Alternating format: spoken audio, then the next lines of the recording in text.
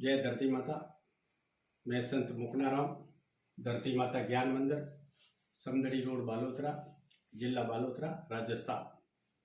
हे मेरे प्रिय देशवासियों, आज मैं काफ़ी दिनों से वीडियो बना रहा हूँ कि देश में इंसान की बुद्धि नाना प्रकार से भ्रष्ट होती जा रही है।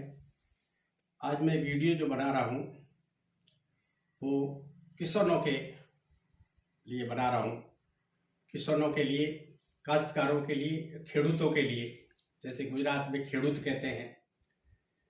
तो ये मेरे भाई किसान भाइयों, आप देश की एक मूल जड़ हैं, देश आपके ऊपर खड़ा है, आप अन्नदाता हैं, आप पूरे देश को अन्न खिलाने वाले हैं, मगर आपके साथ में षड्यंत्र हो रहा है।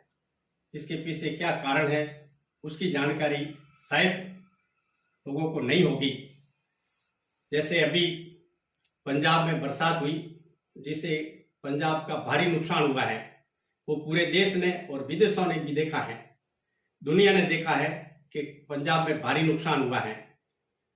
और अभी महीने भर पहले दशहरे के ऊपर जो बरसात हुई उसमें राजस्थान के सुरू जिला वगैरह और जोधपुर, नागौर, इन जिलों में जहां मूंग की फसल थी, जो बाजरा था, वो नष्ट हो गया, पानी में डूब गया, जो आपने देखा होगा। और अभी आज कल परसों की बात है, आज की बात है कि अभी जो गुजरात में बरसात हो रही है, गुजरात में है, जैसे हैदराबाद में है, महाराष्ट्र में है, तो ये जो बरसात हो रही है इससे किसानों का भारी नुकसान हो रहा है। जो अभी गुजरात के अंदर जो मूंगफली है पानी के साथ बहती जा रही है, किसान रो रहे हैं, वो कोई उपाय नहीं उनके पास बचाने का।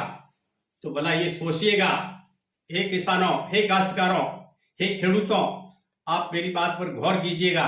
मैं एक गरीब सन्यासी हूं और मैं आपको सत्य बात बता रहा हूं कि आज जो ये किसानों के साथ, किसानों का जो नुकसान हो रहा है, ये इनका दोष सारा ही सारा कुदरत के ऊपर, ईश्वर के ऊपर, परमेश्वर के ऊपर थोपा जा रहा है।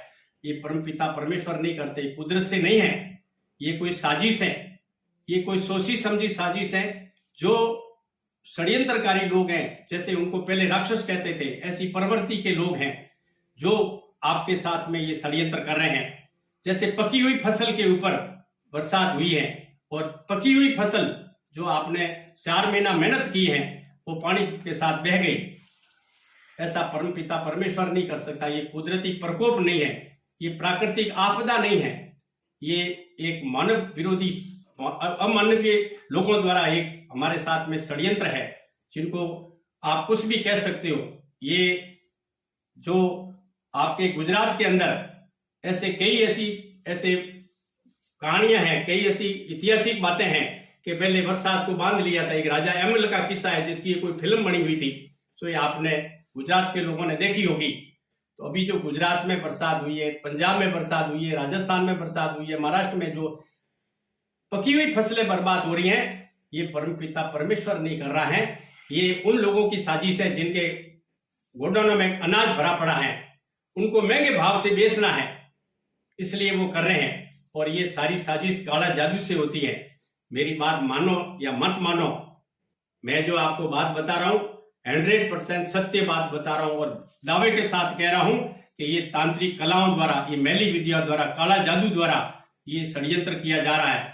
क्योंकि पिता परमेश्वर एक निराकार शक्ति है, ईश्वर कोई आदमी नहीं है, ईश्वर आदमी के रूप में नहीं है, न उनका कोई घर है। ईश्वर का घर है वो प्राणी मात्र है, और ईश्वर को समझने की और ईश्वर को खोजने की, ईश्वर की शक्ति को प्राप्त करने की जो शक्ति है वो मनुष्य में है, और वो इंसान के अंदर बैठी है। हर एक मनुष्य के अंदर वो शक्ति है जो परमपिता परमेश्वर की शक्ति है। जिस परमेश्वर ने ये धरती और आकाश बनाया है, वही परमपिता परमेश्वर आप सभी के अंदर विराजमान है। उनको खोजने की कला नहीं होने की वजह से आज हमारा समाज मार खा रहा है। आज जितने भी काश्तकार है, किसी भी राज्य में काश्तकार है या भारत के अलावा अन्य किसी देशों में है, वहां पे काश्तकार दुखी है। इनका कारण है कि वो षड्यंत्र है। इसको रोकने का जो उपाय है वो कई महात्माओं ने लिखा है, मगर इसकी तरफ आप लोग ध्यान नहीं दे रहे हो और सरकार बिल्कुल ध्यान नहीं दे रही है।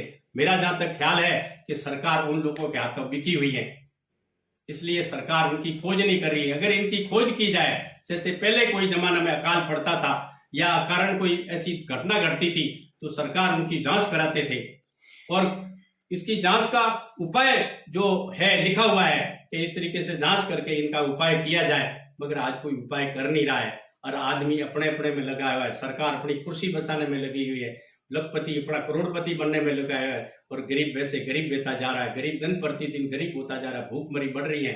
आज इंसान की बुद्धि भ्रष्ट हो रही है।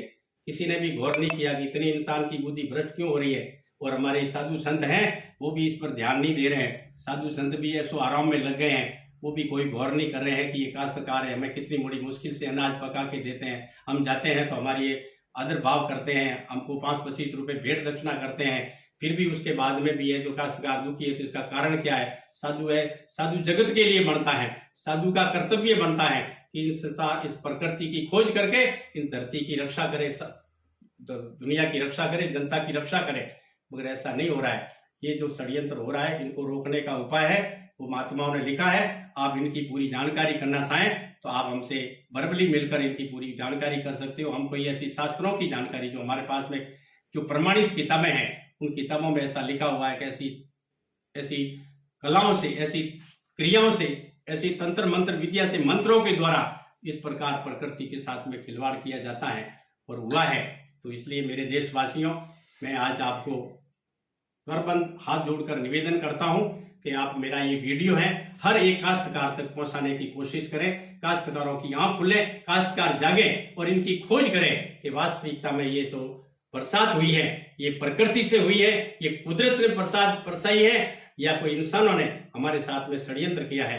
अगर ये बात अगर इंसानों ने की है तो उनका आपको कर्तव्य बनना चाहिए, आपका फर्ज बनता है कि इनकी खोज करके उनको रोका जाए। क्योंकि एक चोरी करने वाला है तो मंदिर में बैठी मूर्ति कोई चोर को पकड़ने वाली नहीं, इंसान ही पकड़ता है।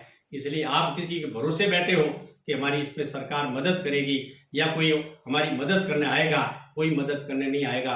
आपको जागना पड़ेगा। क्यों? परमपिता परमेश्वर आपके अंदर विराजमान है। इसलिए ऐसा अगर करेंगे आप तो आपका सबका भला होगा और ये दुनिया का दुख मिटने पर, क्योंकि परमात्मा ने ये सृष्टि की रचना रची है, सृष्टि बनाई है, उस समय सारी व्यवस्था की है। जैसे हमारे जन्म से पहले हमने ऐसी कई बातें आपको पहले बता चुके हैं हम कि हमारे जन्म से पहले हमारे माँ के स्तन में दूध पैदा होता है, यानी हमारे भोजन की व्यवस्था होती है। तो करोड़ों प्रकार के फल फ्रूट मेवा मिष्ठान पैदा होते थे, बिना बोए पैदा होते थे।